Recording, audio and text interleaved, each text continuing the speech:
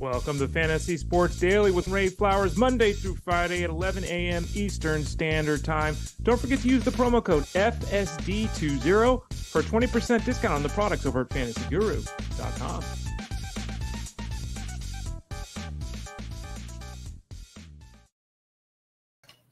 Welcome, everybody, to fantasyguru.com's Fantasy Sports Daily. I'm your host, Ray Flowers, here every day, Monday through Friday at 11 a.m. Eastern Standard Time.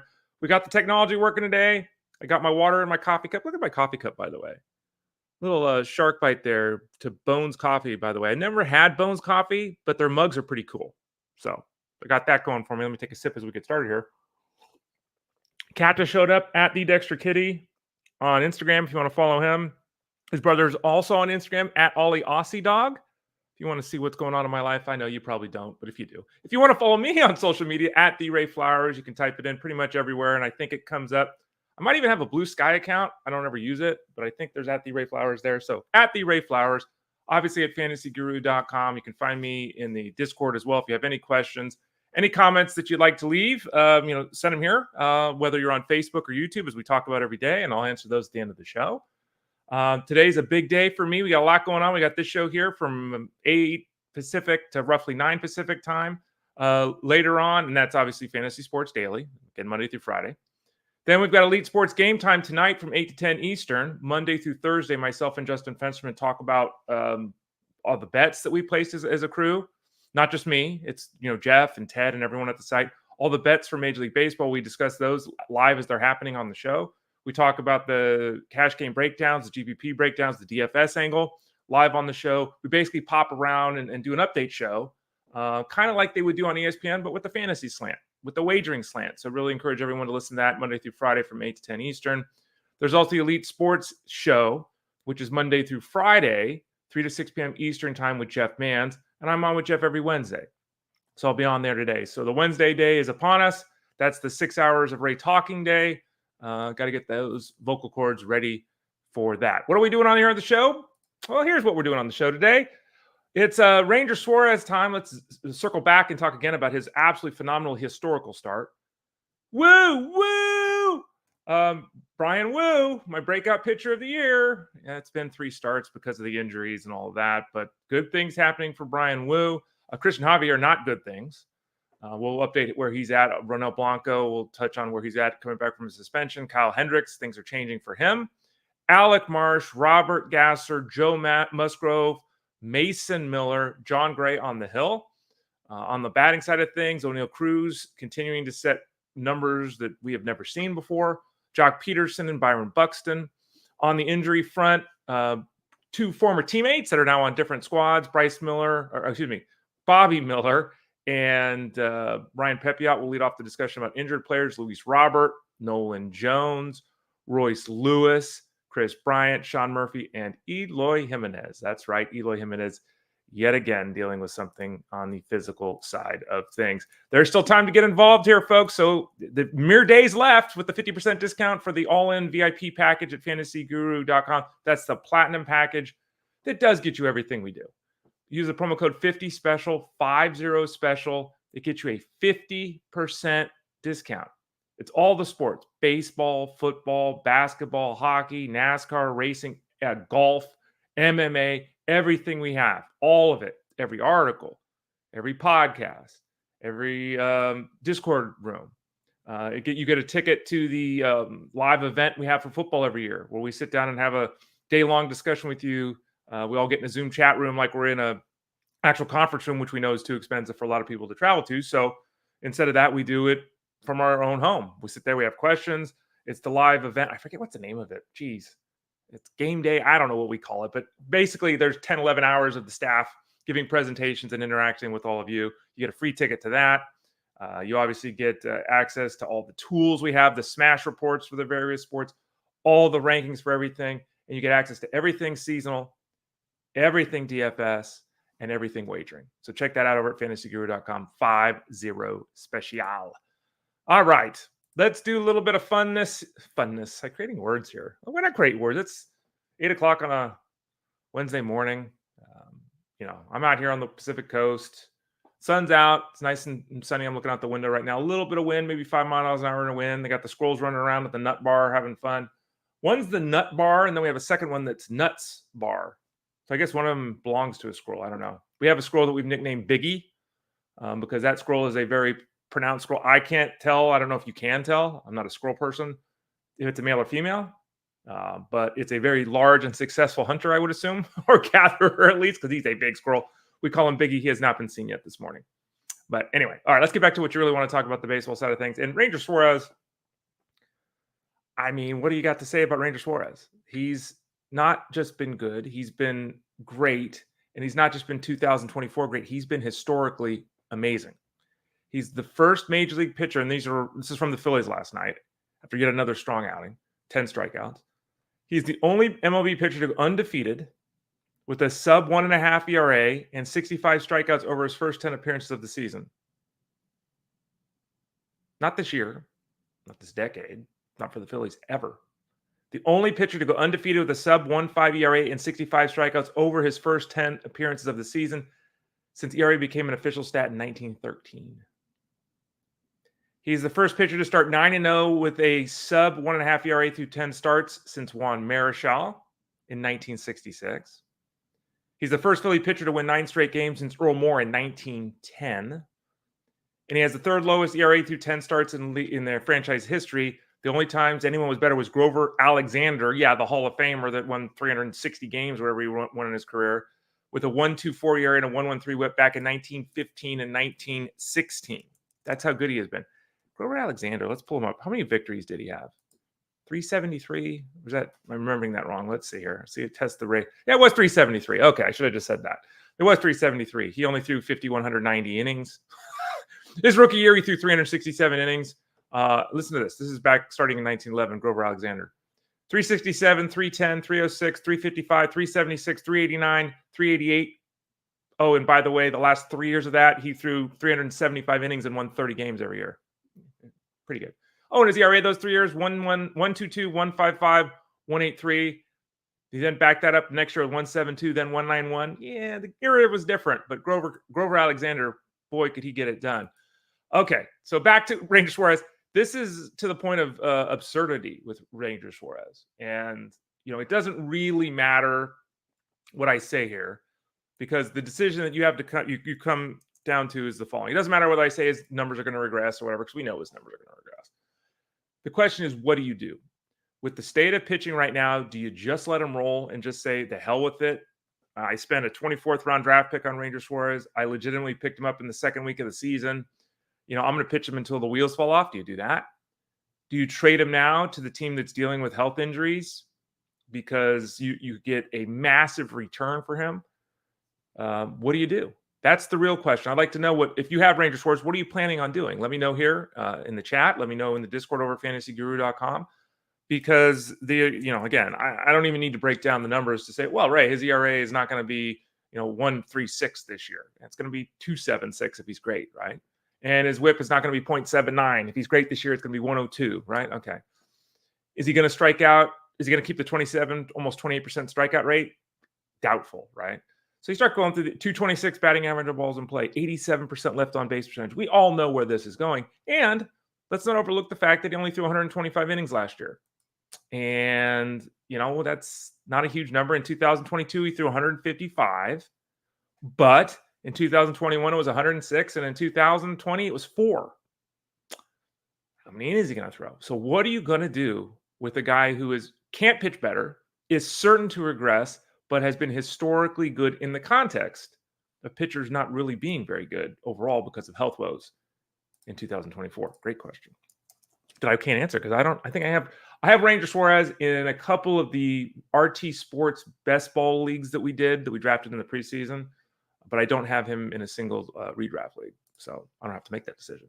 A guy that I pushed on all of you, a guy that ended up at the very end of all the analysis and the breakout pitcher of the year article was Bryan Woo.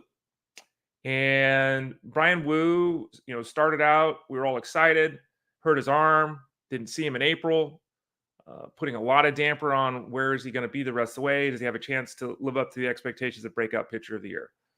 If he continues to pitch how he's pitching now, and even if he only makes 20 starts, If he pitches like he's pitching now, he's going to be one of the breakout pitchers of the year. Now, is that going to rise to the level of Justin Steele last year? Even if he does what he's doing right now for 20 starts, Justin Steele did it for almost 200 innings, right? So no, it wouldn't be that because we wouldn't get enough innings. But again, if we can get 20 starts this way, by the way, Justin Steele threw 173 innings. Sorry. If Bryan Woo can continue what he has done here to start the season, we're all going to be happy if you were able to hold on to him through the injury. We had the hiccup when he came back. His arm was tight, and I sat here on this show and said, look, I love the skills. We'll see. I'm concerned about the fact that he sat on the bench for 20 minutes in the dugout and his arm got stiff. We're not out of the woods at all with this guy. We don't know if he's even capable at the moment of making 20 starts. We don't know the answer to that. But what we know right now is he's balling in his 3 starts. He is the 4th pitcher in Mariners history, which is not a team that's been around since 1911, like Alexander, but in the Phillies. But 4th pitcher in Mariners history to allow no more than 1 run across his first 3 starts of the season. James Paxton has done that. Logan Gilbert, Bryce Miller last year, and Bryan Woo this year. Yeah, that's right. He held the Yankees in New York to nothing last night over 6 innings, which was just excellent. Didn't walk anybody, struck out 7. So he's thrown 4 1/3, 5 1/3, and 6 innings as he's gone a little bit deeper into games. He's allowed a single run in 3 starts. He's allowed 2 walks in 3 starts. He's permitted 6 hits in 3 starts. So he's got 15 strikeouts in 15 2/3 innings. I mean, this is fantastic work here. The totality. I'll say it this way. Even breaking down what I've seen, it's been 3 games. Like the batted ball data, he gave up a lot of hard hit. He's given up a lot more hard hit balls in general than he did last year, but he hasn't given up a barrel yet. So, it's too early to break down 3 starts in 15 innings. We'll say this. He's looked terrific.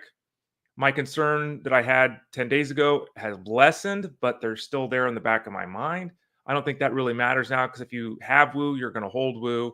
He's on the waiver wire. I'm a fan. He's my breakout pitcher of the year. He's shown enough health for us to feel mildly comfortable with depending upon him. If you can depend on any pitcher. Great start to the season for Woo. Let's see if he can keep it going this season. Okay.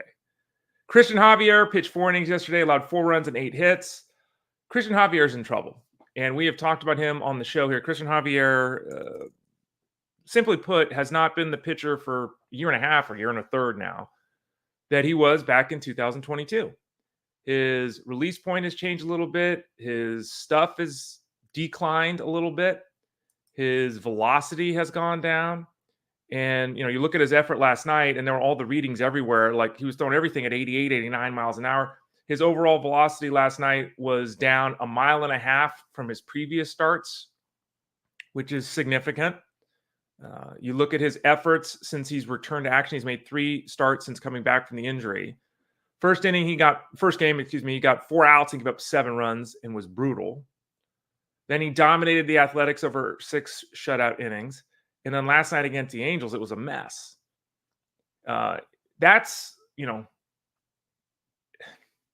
He's got 8 strikeouts, 9 strikeouts, and 8 walks in that time. And as we talk about all the time, that just doesn't work. We don't even have to get fancy with the analytics. It just doesn't work. The bottom line with Javier is that you have to put out of your mind 2022. Again, he's just not that guy. If you set your expectations of, he's league average, okay, that's just where we're at with him right now. And league average is not good. And in fact, if you look at his 5.3% strikeout minus walk ratio, that's horrendous. That's barely a third of the league average. That's horrendous. That doesn't work. And with all the fly balls he allows, the home runs are going to start to come. He's had a 9.5 home run to fly ball ratio the last 2 years, which is a little lower than you would anticipate, obviously. This year, the mark is 7.5%. So that's a real reason that his ERA is currently 3.9 instead of 4.9. His ERA could be in the 5s with the way he's pitching overall. He is a significant, legitimate concern right now. So you have Javier, you need to be investigating, making moves to do something else because he's not getting it done right now. Speaking of the Astros, Ronel Blanco, let me pop that back up there. I forgot you don't want to see my face all show, right? All right, here we go. Back to Ronel Blanco. He's going to return to action on Sunday against the Athletics. He's serving that 10-game suspension for the sticky stuff. He decided to not appeal. He said it was for the good of the team and all that. Okay, I don't know. Nothing's come out significant. The league hasn't said that we caught him cheating. He had spider tack or anything like that. So with the 10 games, looks like he'll be back out there Sunday, and we'll see if he can pick up where he left off, which was obviously pitching very, very well for the Houston Astros. Kyle Hendricks he's at that point of his career where it's uncertain if he's one of the best 5 guys for their staff, for the rotation for the Cubs. He's certainly, been useful for years in the fantasy space, and now what is the use of Kyle Hendricks? Well, the question is, he's being moved to the bullpen. And, when you throw 86 miles an hour and you're a touch and feel guy, going to the bullpen doesn't really work. I mean, it just doesn't. He'd be a nice long reliever, right? If the starter gets blown up or there's a problem, they want to throw him out there and give him 4 innings of work. Sure, he can do that, right? But, in the 7th inning, you're going to bring in Mr. Changeup here that's going to be hunting and pecking at 86 miles an hour, not knowing where his control's at. Like, it's a bad fit. He can't stuff his way to outs. You kind of need that at times in the bullpen. He can't come in with a guy on base and be guaranteed to, turn a double play. He is not pitched well at all. I'm not saying he's deserving of staying in the rotation. I'm not saying that because he has not deserved that role either. So he's just at that point in his career where it could devolve really quickly for him. Ben Brown or Hayden Wisniewski are in the rotation, or options for the rotation, but then you got Jordan Wicks. So basically what's happened for Hendricks is he's been bypassed by 3 younger, more talented guys. And he's no longer got the contract. He's no longer got the history to protect him. The team has made the decision to go the other direction. Very hard to see unless Brown, Wisniewski, or Wicks continue to be hurt or struggle for Hendricks to get back into the rotation. If you have Hendricks in an NL-only league, I don't know what you could really find on the wire that's better, but maybe you have to go the route of the reliever. But yeah, at this point in time, obviously Hendricks has no value whatsoever, 0 value in a mixed league. And guys like Wisniewski and Brown, their value is starting to tick up a little bit. Alec Marsh allowed 3 runs and 5 hits over 6 innings to earn the win against the Tigers yesterday, as the Royals had a bunch of offense in that game. He had a 6-run lead to work early on. Marsh is 4-1 with a 2.7 ERA, and he's not someone that we've talked about on the show. Maybe we have at one point, but I don't think we really have. I don't remember getting a question about Alec Marsh. Maybe someone had said, hey, he's on my pitching staff or whatever. So who is Alec Marsh? Alec Marsh is just a dude who's pitching well. You got to give the guy credit. I mean, it's becoming more difficult to analyze pitchers in particular because pitchers can and are working on things in the offseason. They're changing up release points. They're working on tunneling pitches. They're working with advanced analysis to find potentially better ways to throw their pitches to make the shape look similar. Some guys you'll see the results being, well, now they throw this pitch 10% more and this pitch 8% less, right? Like they've really changed their pitch mix. In the case of Marsh, if you look at this year compared to last year, there's hardly any change in his pitch mix. It's fastball, slider at the top, then it changed up in curveball as secondaries to the first 2. About the same percentage across the board, so nothing is overtly changed there. You look at his ground ball to fly ball ratio, almost identical to last season. Nothing has changed there. You look at his launch angle allowed, his exit velocity allowed, the barrel and hard hit rates, very similar to last year. And, oh, by the way, he's lost 4% in his strikeout rate.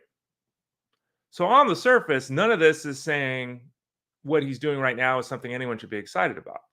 A 21% strikeout rate is not good. His strikeout minus walk ratio is league average this year, just like it was last year. He has done a better job with the walks. He's drastically reduced his walks from 11% down to 7%. But he's also given everything right back with the strikeouts. So in the end, we have a pitcher who allows a lot of fly balls, who's been very fortunate with the 6% home run to fly ball ratio. Someone whose xFIP is more than an entire run above his actual ERA. Someone whose Sierra is even higher than his xFIP. I still think that Marsh is basically a league average pitcher. Unlike a guy like Suarez, where you could try to, play this out. In the case of Alec Marsh, now is the time to move on from Alec Marsh, would be my suggestion. Trade him before things start to even out. Because when they start to even out, it could get a little ugly for Alec Marsh. And note that, last year he threw, he threw about 130 innings last year. So he could get some run this year. But I'm just not a fan of overall the skill set. And again, there's not a lot of difference from last year when he was worse than league average. I'm just anticipating him being league average from here moving forward. Robert Gasser, who, let's be honest here. Someone made a joke in Discord last night at fantasyguru.com. And you can always join fantasyguru.com. Click the subscribe tab in the top right corner. Someone made a joke that how's a guy named Gasser not strike anybody out? It's like, well, yeah, it's unfortunate, right? But he worked 6 innings last night against the Marlins. Didn't have a single strikeout. And Gasser has now thrown 17 innings at the big league level. He's walked 1 guy, which is excellent, right? That's not good. That's excellent. He struck out 6 guys. And you could be Mr. Dart Thrower getting a 50% ground ball rate, which he does. He does. But you're not that far removed from Kyle Hendricks at that point. And, Robert Gasser is someone that was added because of the state of pitching. He obviously has performed well. He's got a 2.70 ERA and a 1.1 whip. So if you added him, you got that. But you have to be concerned about the 6 strikeouts, the 8.5% strikeout rate, which is just terrible.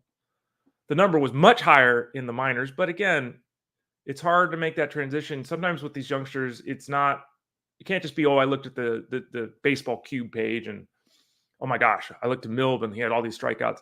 It's different in the minors. We talk about it all the time. Gasser can pitch, right? And when you can pitch and you can command the strike zone, which he obviously does, when you have, 3 or 4 pitches that you can really count on and you can go up, down, in and out, you can befuddle minor league hitters. These 21-year-old, 22-year-old kids, they have problems maybe picking up spin. They have holes in their swings. They're not as easily able to understand what a pitcher's trying to do to them to make those adjustments in game. They often have to go to video and talk to coaches about it. You get to the big leagues, and that's all changed. The adjustments are made inning to inning. And so I think that's part of why Gasser's not missing as many bats as the minor league numbers suggest. I also think that, frankly, that's who he is. He is a control-first guy and not a strikeout arm. He's never going to be a strikeout arm at the big league level. Bottom line is, with Joe Ross down with injury and the way he has started here, you have to think that he's going to get some run in this rotation for the Brewers. They need him. I'd be very reluctant to be excited. I would, just like with Alec Marsh, look to trade on Gasser, A, because he's 2-0 with a 1.1 whip. B, because, again, I don't think the strikeouts are coming. C, because I think the ratios are going up. And D, he's a rookie that's kind of burst on the scene in some people's minds. Parlay that into something more significant and stable on the hill. Joe Musgrove returned for the Padres. Only pitched 3 innings. Gave up 2 runs. Neither was earned. The Padres said that, and we kind of knew this was coming, that they weren't looking for Musgrove in his first start back to face, 23 Reds and go 6 innings. They weren't expecting that, and they didn't get that. His velocity was okay. He had a 35% whiff rate, which is really good. 27% CSW, which not great. Obviously below where he has been at times in the past, but passable for him. Next effort is against the Yankees, and we'll see, right? That's a big test. He'll go deeper in the game. He'll face that potent Yankees lineup. A solid first step for Musgrove, trying to get back to the point where we can trust him just rolling him out there start after start. We're not quite there yet. Solid first effort. We need to see more before we get back to where we were. Mason Miller struck out all 3 batters that he faced last night against the Rockies for his first save this month. Yesterday was May 21st. And so goes closers. And so goes the nature of, closing for a team that's not very good. So goes the nature of a team kind of protecting you and not running you out there excessively, trying to keep you healthy and on the field. He had 8 saves in April, from April 9th to the 30th. So in that 21-day window, he had 8 saves. The next 21-day window, he had 1. Just how it goes. It's possible that he won't be available today. He also pitched on Sunday. So that's 2 of 3 days. The A's really, I don't think, want to go 3 or 4 days with him, right? So he probably isn't available tonight. Continues to be fantastic. The questions are, will the A's trade him? I mean, that's where we're at right now. And I don't know. We've had a lot of back and forth with him, around the water cooler, in Discord, here on the show, trying to decide where is he going to be long term. Is he going to stay in the bullpen? I don't know. I still think with his stuff that if there's a trade here and you're going to make a trade, do you make a trade for a young guy that's a bullpen arm? Like, is he appreciably different? Yes, he's different, but is he appreciably different than Fernando Cruz? It's like, so we'll see. This is going to be a fascinating case that plays out probably before the trade deadline this year. Miller has been dominant. He's authoring one of the most dominant seasons we have ever seen. We'll see if he can continue to stay healthy for the Athletics. Jon Gray, pitched 5 innings last night, and it's like, yeah, he gave up 2 runs and 4 hits and walked 3 guys, and okay, it was a fine effort. Only 75 pitches.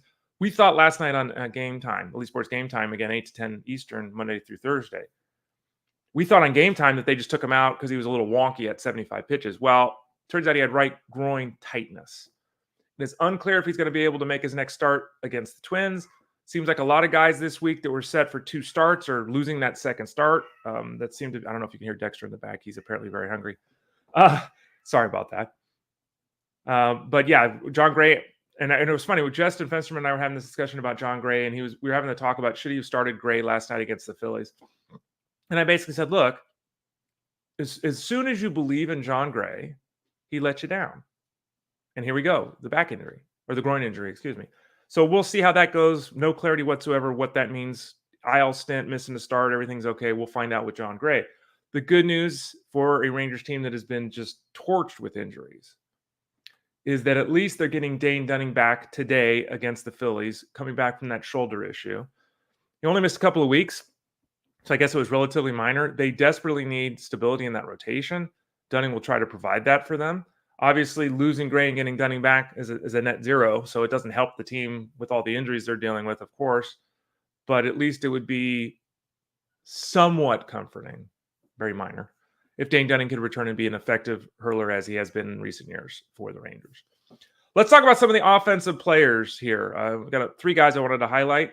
Oneil, Cruz, and, Oneil, Cruz, Elly De La Cruz were on our draft guide at fantasyguru.com this year. Cruise control was the tagline we used. And, Oneil started out really slowly. Elly started out really hot. Then Elly got a little cool, and here comes Oneil Cruz. The bottom line is Elly De La Cruz has been spectacular. Oneil Cruz has been okay, but he's gotten a lot better of late. In May, he's got 4 home runs, 10 runs scored. He's driven in 11 runs, hitting 297. The bat has really come around, and it's not just the bat has come around. I marvel at this. I mean, I don't know, what is he, 6'6", 6'7", and he's got a really controlled swing, which I'm assuming he's worked on years diligently to handle, because when you're long and lanky like I am, your levers get really long. And when your levers get really long, why is my face so small, by the way? I just noticed that. Is that, I guess I'm just not in the middle. Is that better? Oh, look at that. Should we do this? Look at me. I could be playing around the whole time. Do we like this look? Where my face is on the screen bigger, but you can still see. I think I kind of like this look. Let's go with this for a while. Oneil Cruz, again, when you have long arms and you have long levers, and when you have those long, my hoodie's messed up here. When you have those long levers, you have to work very diligently to keep your swing tight, because the death of a batter is to get long. So he has this really smooth and controlled swing, and you watch it, and it's not like Adam Dunn, but Adam Dunn had a very slow swing too. It appeared, and Adam Dunn would then hit 450-foot home runs, right? So Oneil Cruz last night hit 3 balls at 115 miles an hour in the game. That has never happened before in the history of baseball. Now, we only have data back to 2015. Okay, but it's never happened before. So Oneil Cruz takes this smooth, controlled swing. Really is smooth and controlled. He's not falling out of his shoes or, stepping in the bucket and trying to jack it. Just a smooth, controlled swing. And he's hitting balls as hard or harder than everyone else in the game. I mean, we're talking about him hitting balls harder than Giancarlo Stanton. He had 3 balls at 115 miles an hour. No one's ever done that before. He had a ball at 120.4 miles an hour last night, which was the hardest hit ball in baseball this season. He then later in the game hit one 121.5. I mean, wow. He mashes the baseball. And this is just a reminder that, guys like both Cruz guys, with the strikeouts they both have, are going to be hit or miss. They're going to be up and down, but their talent is just immense. And I'm obviously a real big fan of that, as long as you have the patience to ride out the struggles. Because even Elly De La Cruz, what was he? 0 for 13 with 8 strikeouts before last night. These guys are going to have periods of time like that. But Oneil Cruz really impressed last night, helping the Pirates to come back against the Giants, against Camilo Duvall, who we just talked about here on the show, and hit 3 balls over 115 miles an hour, the first time that's ever happened. Jock Pederson hit a 3-run home run last night, and I've got Jock Pederson in Tout Wars, and Jock Pederson is a On-base percentage booster. That's why I have him in Tout Wars, because that is an on-base percentage league. He doesn't play every day, but we got to start taking seriously what's going on here. Now, Pederson, because he doesn't play every day, he's got 6 home runs and 16 RBIs in 42 games. If he plays a full season doing that, which he won't because he's never played 150 games, but he plays a full season doing that, he hits 22 home runs with 70 RBIs. He's done that before. We went 23-70 in 2022. So, okay, we've seen him do that before. But it's what he is doing inside of that is so intriguing right now. He's hitting .321 with a .418 on base percentage, a .571 slugging percentage. This is prime Joey Votto stuff from Jock Pederson in his 11th major league season. He's got a .400 batting average in balls in play, which is easy to say, oh, come on. But he hits the ball very hard. His launch angle has not changed at all. It's been exactly the same base. It's been within 1 percentage point the last 4 years. His barrel rate has been 10 to 11%, including this year, in 5 of 6 seasons.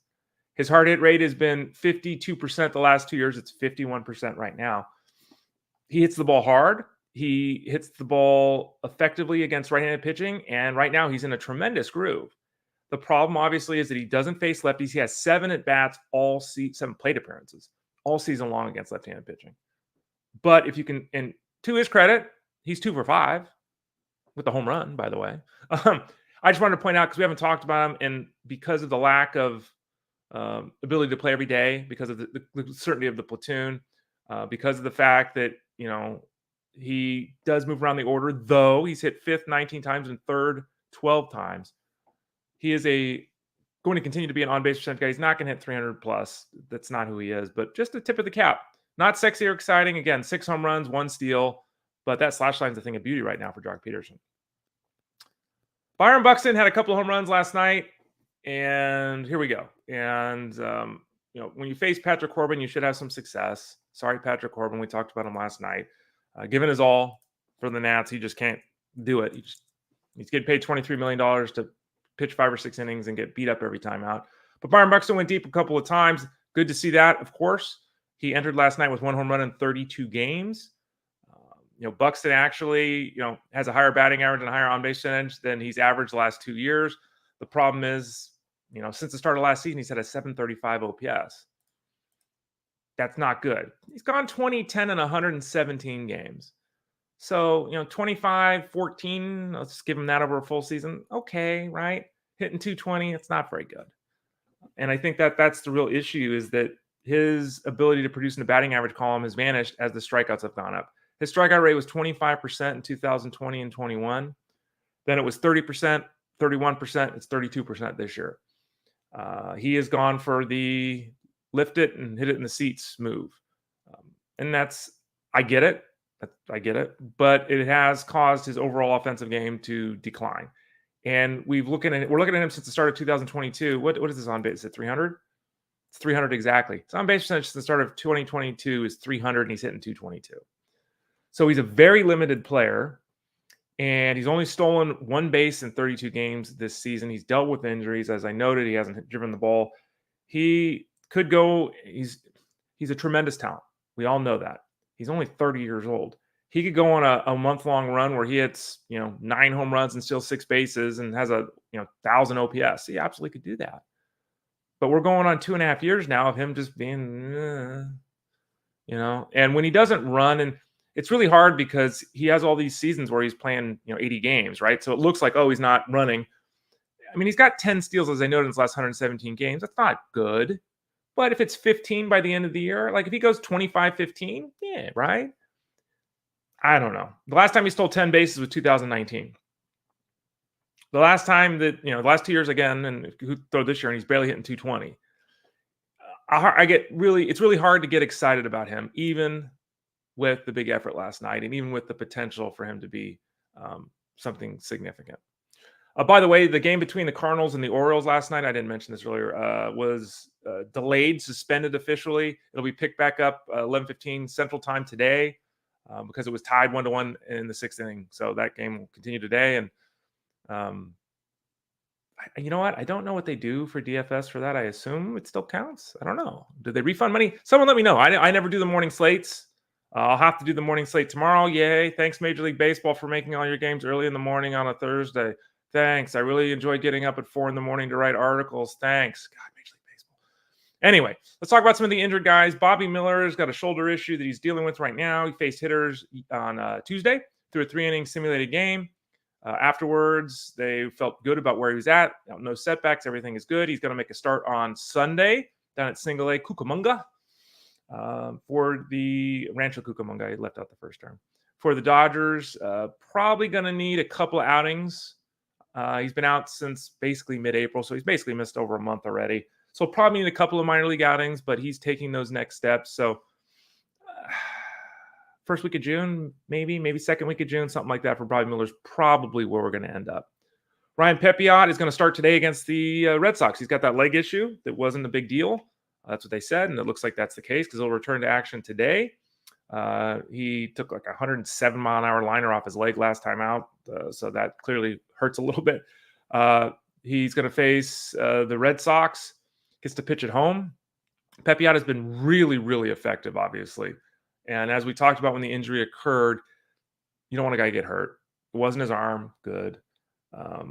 There was always going to be a slowdown period at some point. Pepiot's not making 30 starts and throwing 168 innings. Like, he's just not doing that this season. So not the end of the world to have him get a little bit of a break here. He'll be back in action against the Red Sox today, facing Rafael Devers and the crew.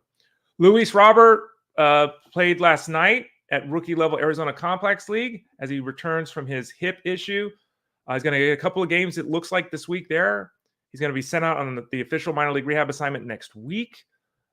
It's very possible that he should be, could be back. Let's say, I would say next weekend's too quick, but possibly next weekend. Like, he could be back next weekend. If not, then right after that first week of June kind of thing is very likely to be, barring a setback. When we get Luis Robert back, we'll talk a little bit about his teammate Eloy Jimenez here in a few minutes. The White Sox obviously desperately need Robert. He's their only star. He's their only star. So he's getting things going, getting ready to get back on the field. And then we'll see, does he help an offense that desperately needs it? What does he do in terms of the counting category numbers? The lineup is so poor. Is he able to drive runners in? Is there anyone on base? Is anyone able to drive him in? After missing all this time with the hip issue, will he run? That's a big thing, because if he comes back and he's hitting 275 with 35 home run projected power, that's good. But if he's stealing 6 bases instead of 20, he's a totally different fantasy player. So we'll have to keep an eye on that. Nolan Jones. It's May 22nd, and it is too early to make definitive declarations on players for 2024. But I'm getting the sense, as I'm sure you are, our spidey sense is going, right? That it's just, this is how it is with Nolan Jones in 2024. And by that I mean it's just not good. He's got the back issue that he's been trying to come back from. He was down at AAA. Now he's got a right knee that's sore, and they've shut him down, or they've paused things. He had an MRI on his knee. They said it's clean, so they're not concerned. But, more time he's missing. It sounds like he's going to miss a couple of days now with the knee as they let that calm down. He's already missed a month with the back. I don't know. He didn't hit when he was here. It's just, you get that sense, right? So there is still a chance he's back the first week of June. There's a chance that happens, but Nolan Jones, who was that out-of-nowhere star off the waiver wire last year, basically went 20-20 in 2/3 of the season. We have not seen that guy on the ball field at any point this year, and we're going to be 2 months into the season before we see the guy on the field again. And even when we see him then, where's the back? Where's the knee? Is he able to drive the baseball? Is he able to be athletic enough to steal bases? We just don't know at this point, and it's been messy, unfortunately. Royce Lewis, the news is a little bit better with Royce Lewis. He's got that quad issue. Of course, he pulled the home run, then injured running the bases later in the game move. He's moved up to running the bases, which is obviously a big thing when you're coming back from a quad injury. The injury suffered on opening day, by the way. He's getting close to going out on a minor league rehab assignment. Here's another one of those back early June. Seems very likely at this point. We'll get more clarity. And it's interesting because we talk about this a lot, and I've mentioned this a lot too, that when these guys come back from injury, there's often that rush at the end to get the guy on the field, right? It's like, Lewis has missed a month and a half. Let's give him an extra week. Let's make sure his stroke is there. Let's give him 10 games on the farm. Are they going to do that? It's going to be 5. We'll see. But the Twins could use him. Fantasy people could use him. As I said here, when the injury happened way back when, he seems like a great guy. Got a positive attitude. Everyone loves him. The skills are terrific. Got to stay on the field. We'll see if he can do it this time, but he's progressing, hopefully early June in return from the quad issue. Kris Bryant, we just talked about Nolan Jones. I should have mentioned this. The order was wrong. Sorry. He'll be back. He is back from the back issue that he's been dealing with. And I was willing to give Kris Bryant the benefit of the doubt coming into this season with the back issue and the injuries and everything like that. But at this point, Kris Bryant has to prove to me that he can get it done. I can no longer say I believe in Kris Bryant. That ship has sailed. Now it's Kris Bryant has to go out there and control the strike zone. He has to utilize the field. He has to produce for me to say to all of you, add Kris Bryant. So Kris Bryant right now, again, he's back. We'll see how that goes. Sean Murphy is back to playing in his return from his issue. Was the side issue, right? He played last night for AAA Gannett. He's going to catch 5 to 6 innings on Thursday. Then he's likely to DH on Friday. They have not said when Murphy will return to the Braves roster.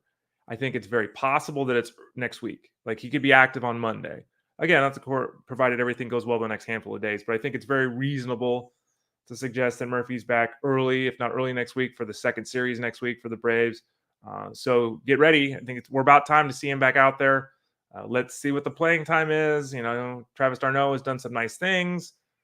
As we know, the home runs. He dealt with a concussion scare recently, but it looks like he's okay there.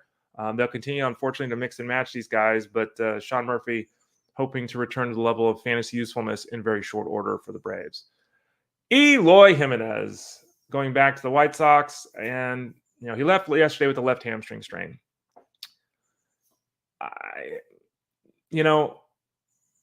We can all be frustrated by this. You should no longer be frustrated. If Eloy Jimenez gets hurt, you have no right to be frustrated. Let me just say it, first of all, that way. He's always hurt. Okay? So that's on you if your expectation is ever to have Eloy Jimenez on your team and have him be healthy. If you're expecting that, you're losing at the start. Is it frustrating? Absolutely. And I can only imagine what it's like to be Eloy Jimenez because he legitimately can't stay healthy. Every scout in the world said this guy was going to be a 30 home run hitter and be a 90, 100 RBI guy in the middle of the lineup. Everyone said it. And I think that analysis was dead on accurate. When he's locked in, he's really good. He uses the whole field. He powers the baseball.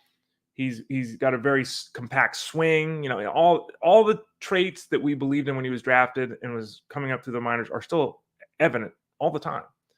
But he can't stay healthy. It doesn't matter. He can't stay healthy. So what do you do? I haven't told anyone to draft Eloy Jimenez in years. I'm just out. There's certain players you need to be in on, and there's certain players you need to be out on. He's just an out on. Just is. And if there's that one magical season where he stays healthy and hits 32 home runs and drives in 117 runs, if that happens, great. If you didn't get it, so what? You're not drafting him the next year anyway. You're not doing it. We're just talking about Kris Bryant. Kris Bryant's been an MVP level performer. Kris Bryant's won World Series. Kris Bryant's done. He's been an all-star. He's done things. He's now older and he's struggling. Eloy Jimenez has done anything. I'm sorry, he hasn't done anything. And there's no reason to think he's going to. He needs to, and I'm sure he's done this, and he lost weight and got in better shape, so he's doing things. He needs to continue to search, continue to talk to different trainers and do different things. He needs to do things differently because whatever he's doing, it just doesn't work. He's constantly so frustrating. Anyway, they haven't announced he's going on the injury list. I'm just assuming he's going on the injury list because he always does. But you need to make plans around Eloy Jimenez if you had him somehow in your lineup. You were using him. It wasn't an AL only league. I don't know why you were doing it. But anyway. All right. Let's go to some of the questions. I kind of like this look. Do we like this look? Right? It's not bad. A little bit different. My face is kind of big here. I don't know. Is that the right way to say it? I'm looking at something else. My face looks small over here. Yeah, I kind of like this. I might use this moving forward. Hey, man, there's all kinds of fancy tools I've never used here. I've been missing out. Okay. Yeah, this is much better. Yeah, let's use this. This is much better. I don't even know if everyone says they like it or not. It's much better. Brandon A says, morning fam. Morning, Brandon. Thanks for joining us as you often do. Doug M, same thing. Thank you. Alec, woo. What's up? What's up, Alec?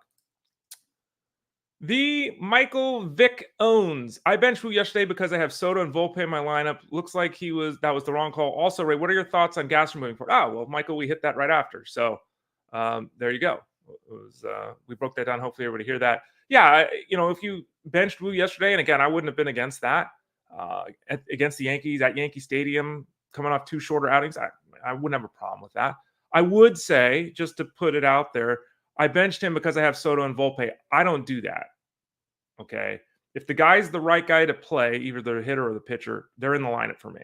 I don't play the game of, well, I've got the pitcher, so I can't use the hitters, or I've got the hitters, I can't use the pitcher. I don't do that. People are different. A lot of people do what you did, the Michael Vick owns. But I wouldn't. I would have still played Wu if I thought the matchup was the right matchup. Henry says, morning, Henry. Henry, doing Dynasty League drafted. Oh, it's a football question. Okay. Doing a Dynasty League draft at Superflex and 1.5 points for tight end. So it's a tight end premium league. Defending champion, but have the 4th pick due to a trade last year. What would be your rankings? The top 4 that I would have, and again, it's a Superflex league, so you can change this if you'd like, but I would go Marvin Harrison 1, Caleb Williams 2, Malik Neighbors 3, and Jaden Daniels 4. That's how I would do it. Now, the answer to this also depends upon where you're at in your, because it doesn't say Dynasty League draft. Yeah, it doesn't say you're the defending champ, so you obviously have a quarterback already. So that's how I would play it. Marvin Harrison, Caleb Williams, Malik Neighbors, Jaden Daniels. That would be the top 4 that I would do if I was in a Superflex league. Again, assuming you have If you don't have a quarterback and you wanted to get nuts and take Drake May there, I mean, you could. I wouldn't. I don't think Drake May, right now at least, profile's better than the Matt Staffords of the world. So I'd just go in that direction if you had to go that far. But those would be the top 4 for you there, Henry. Hope that makes sense. Henry has a follow-up question. Would you go wide receiver or tight end? You could go Brock Bowers if you want. It says your QBs are Geno Smith and Jalen Hurts and Watson. Yeah, you don't need a quarterback. In fact, if you wanted to go Bowers at 4, does taking Jaden Daniels help if you have Geno Smith, Jalen Hurts, and Deshaun Watson and Bryce Young? Like, I don't know how big your rosters are, Henry, but we have 50-man rosters in my Dynasty League. I have 4 quarterbacks right now because I have DeVito, who I grabbed last year when Daniel Jones got hurt. And I had like Easton Stick, just off the randomness of I need a guy because Justin Fields. So like 4, I think. And I have 4 guys, and I'm not comfortable really with that in a 50-spot league. So you already have 4 guys. So if you're going to draft another quarterback in those top 4 picks, you're going to have to make 1, if not 2 trades of the quarterback spot. Maybe that's something you can do. But yeah, I mean, look at it. You have Laporta, Schultz, and Njoku. You don't need Bowers. So putting this all together, Henry, as we talk this through live here, Harrison, Caleb Williams, Neighbors, Jaden Daniels is the default position for me in your setup. Could you go Brock Bowers? Absolutely go Brock Bowers, but you don't need Brock Bowers. Could you go Daniels or Drake May? You could, but you don't need a quarterback. So maybe you go Rome Odunze or maybe Keon Coleman just because of the nature of your team. It's possible for you also to go Jonathan Brooks if you need help in the backfield. So as we talk through this, hopefully that makes sense. But yeah, it's, you don't need 4 tight ends. You don't need 5, 6 quarterbacks. So you have to figure that out as you go along there. Doug M says Hendricks to the booth. Maybe. We'll see if he ends up there at some point. He's obviously hoping to continue his career. Let's look at this, by the way. I didn't mention this earlier. Hendricks. What's his contract scenario? I'm not familiar with it offhand. He will be a free agent in 2025. So this is the last year of his deal. He's making $16 million this year. So, and it's sad. He's probably going to want to keep pitching. He's been in Chicago for 11 years. It'd be tough for him to go to another team. It's often what happens. I always like it when a guy, spends a decade with one team, right? It's kind of cool. It doesn't happen much anymore. Jason L says, I dig it. I assume that's based upon the style here. The picture-in-picture thing. Maybe, I don't know. John G says, all pitchers are filing a grievance that Ray Flowers doesn't pick them up for their own health. Yeah, pitchers can file grievances against me all they want. They could resolve all the grievances I have by actually doing their job. That's an option, actually performing their job. If I missed as much time as pitchers do with health issues, I would never be here. I mean, I don't think since we started this show, I've missed a single show. I don't think I have. So we're up to show 147 today. So 147 consecutive shows without a miss. We almost had the miss for jury duty, but I didn't end up having to go and report.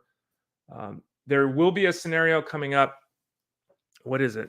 There's something coming up where I might miss a show, actually, now that I'm bringing that up. What was it? Oh, first week of June, we might have a show miss. I got to get my car serviced. And, you got to get the car in early so that they can get it done during the day. Because if you bring it in the afternoon, then they got to keep it overnight, and then it's a whole thing, and then I'm running into the issue the next day. So anyway, I got an early appointment. I think I might have to miss a show. I might be able to do the show the night before so that the live portion of it will be screwed up, but then the show will be there for everyone, in the morning the next day. We'll obviously, as we get closer to that time, I'll clarify things and all that. But yeah, I'm an Iron Man compared to what these pitchers do, though, to be fair. I'm sitting in a chair wearing a hoodie, so it's a little bit easier. All right, so there you go, folks. Thanks for watching today. This has been Fantasy Sports Daily. Subscribe now tab in the top right corner of fantasyguru.com. Sign up for the products.